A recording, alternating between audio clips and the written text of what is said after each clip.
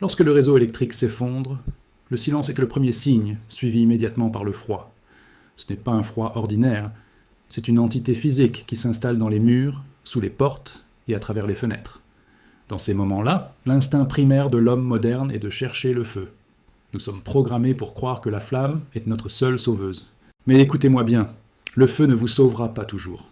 Dans un scénario de survie urbaine ou sauvage, la fumée est un signal de détresse involontaire qui trahit votre position à des kilomètres à la ronde. La lumière, aussi réconfortante soit-elle, attire les problèmes, les curieux et les désespérés. Et le bois ? Le bois finit toujours par manquer. Vous passerez plus de calories à le chercher qu'il ne vous en rendra en chaleur. Oubliez le feu pour un instant. Regardez plutôt ce que vous possédez déjà. Votre corps n'est pas simplement un véhicule pour votre conscience. C'est une merveille de thermodynamique. C'est une fournaise biologique de 100 watts qui fonctionne au carburant de la haine, de la détermination et, si nécessaire, des ordures que vous trouverez sur votre chemin. Votre métabolisme brûle des calories en ce moment même, transformant chaque bouchée de nourriture en mouvement, en pensée, mais surtout en chaleur vitale. Le secret de la survie n'est pas de créer de nouvelles sources de chaleur, mais de comprendre comment conserver celles que vous produisez déjà. Je vais vous montrer comment survivre au froid mortel en n'utilisant rien d'autre que les lois immuables de la physique. Les déchets de la civilisation moderne et un refus obstiné de geler à mort dans un monde qui a cessé de se soucier de votre existence. Voici ce que personne ne vous dit. La lutte contre le froid n'est pas une bataille de force, c'est une bataille d'isolation. Chapitre 1.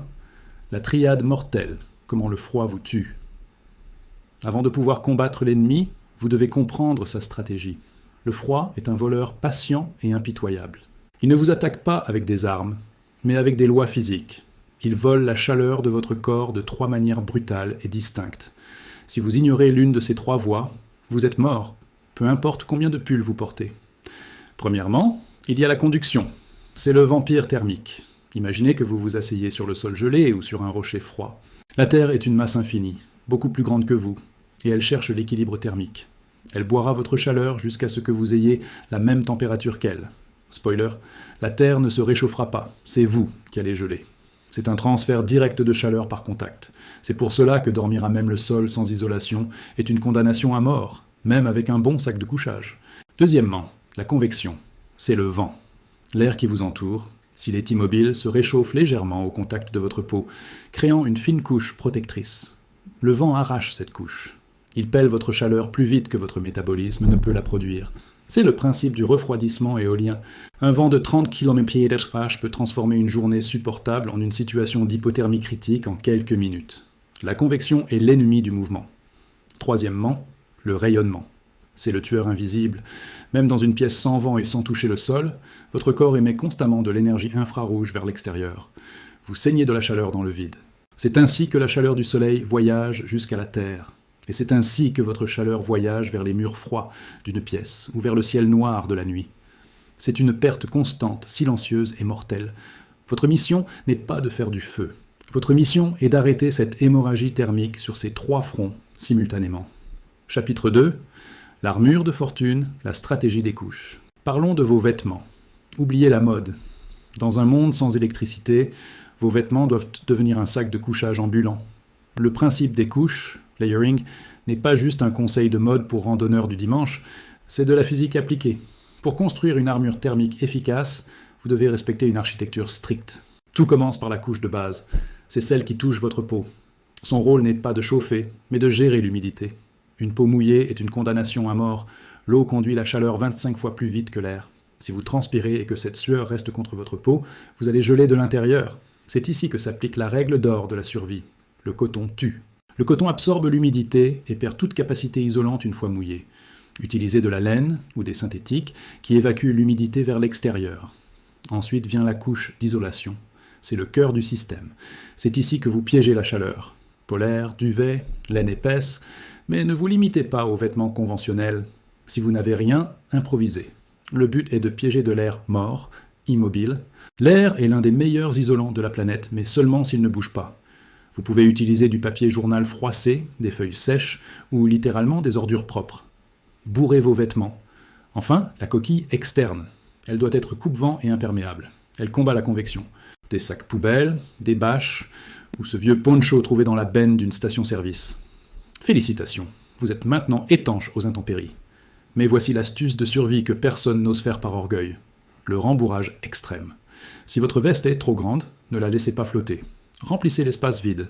Froissez de l'herbe sèche. Assurez-vous qu'elle est vraiment sèche.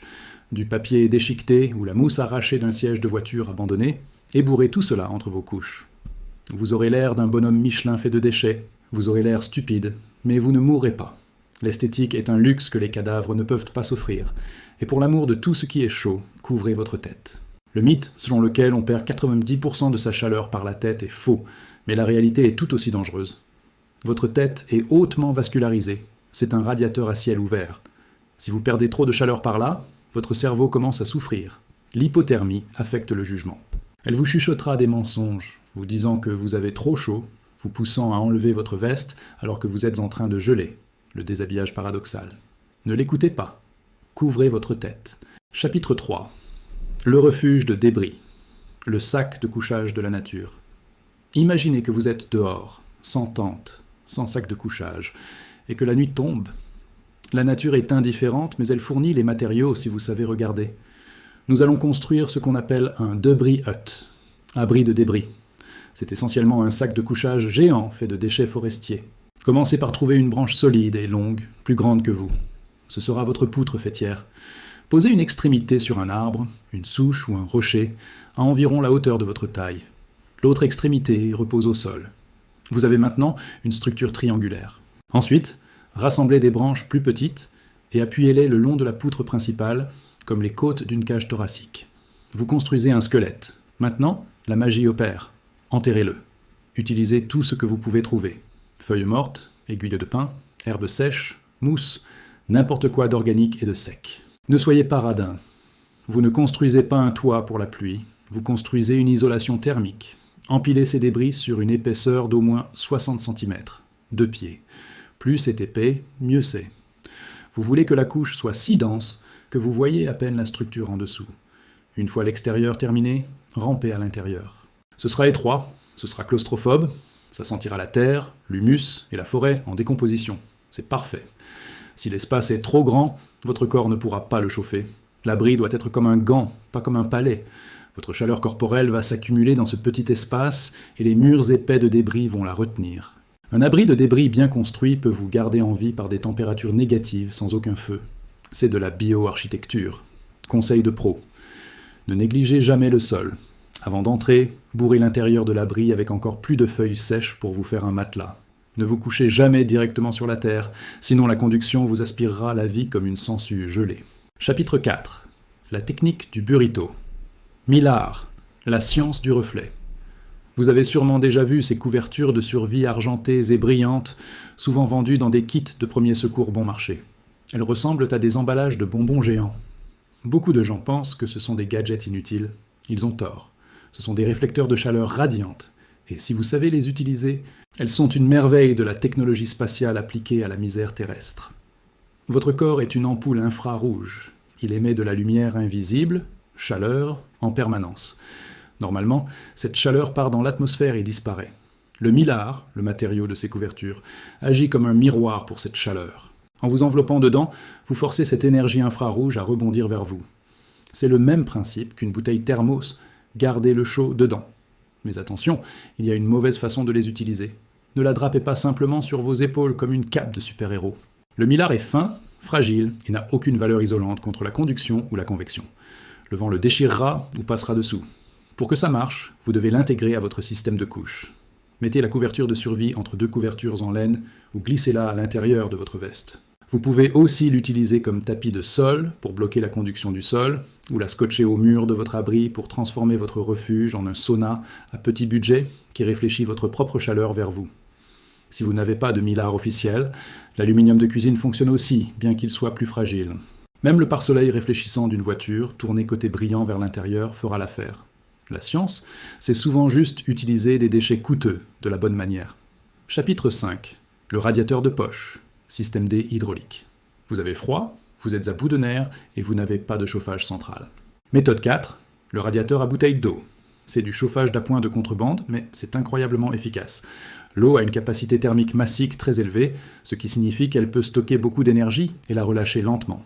Si vous avez accès à une source de chaleur quelconque, un réchaud de camping, un feu mourant, ou même le moteur d'une voiture qui a tourné il y a 1 heure, vous pouvez exploiter cette méthode.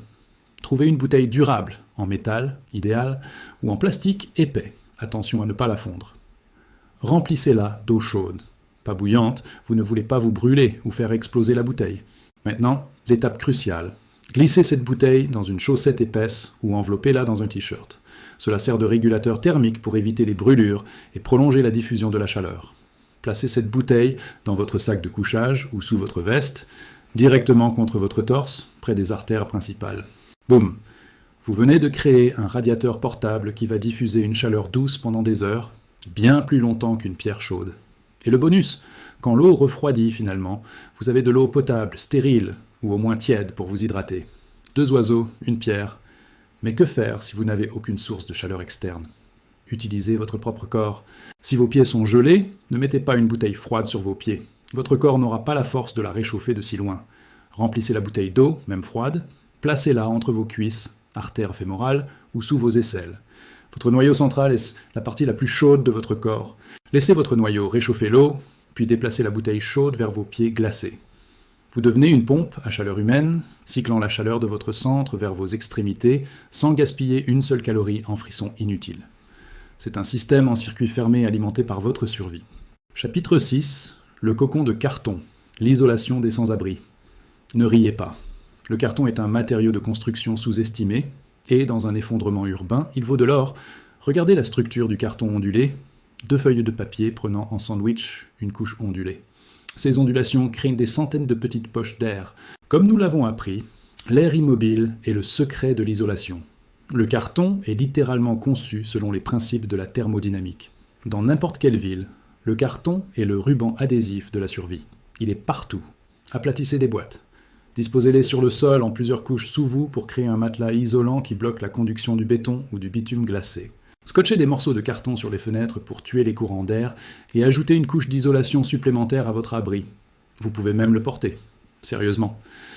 Si vous n'avez pas de manteau d'hiver, découpez des plaques de carton et glissez-les sous votre veste ou votre chemise, comme une armure médiévale de pauvre. Oui, vous aurez l'air ridicule. Oui, vous ferez du bruit en bougeant, mais vous serez en vie et au chaud. Si vous êtes coincé dans une voiture en panne en hiver, le carton change la donne. Une voiture est essentiellement une glacière en métal et en verre. Elle perd sa chaleur très vite. Tapissez tout l'intérieur de l'habitacle avec des cartons aplatis. Couvrez les fenêtres, le tableau de bord, le sol. Vous construisez une grotte de carton à l'intérieur du véhicule.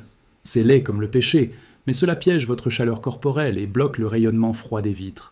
Vous transformez un piège mortel en un cocon de survie viable. Chapitre 7. La fusion biologique, le Huddle. Cette dernière méthode est primale. Elle remonte à l'aube des temps, bien avant que nous ayons inventé le feu ou les vêtements. C'est la méthode du Huddle, le regroupement. Si vous êtes avec d'autres personnes, oubliez la pudeur, oubliez les normes sociales et l'espace personnel. Le froid se fiche de votre gêne. Serrez-vous. Dos à dos, flanc contre flanc. Partagez les couvertures, combinez les sacs de couchage. Ce n'est pas juste une idée romantique ou sympathique. C'est une nécessité biologique, stricte. 2 corps dans un même espace confiné génèrent et conservent exponentiellement plus de chaleur que 2 corps séparés. La surface exposée au froid diminue drastiquement lorsque vous êtes collés les uns aux autres. Les animaux le savent instinctivement. Les manchots empereurs survivent aux hivers antarctiques en formant une tortue géante de chair et de plumes. Les loups dorment en tas. Vous n'êtes pas au-dessus des lois de la nature. Si vous refusez de vous blottir par orgueil, vous mourrez seul. Et si vous êtes vraiment seul, adoptez la position fétale. Genoux contre la poitrine, bras enroulés autour des jambes, menton rentré. Vous essayez de devenir une sphère. Géométriquement, la sphère a la plus petite surface possible pour un volume donné. Moins de surface signifie moins de contact avec l'air froid, donc moins de perte de chaleur par convection et rayonnement. Vous protégez vos organes vitaux et vos artères principales, N, SL, en les repliant sur elles-mêmes.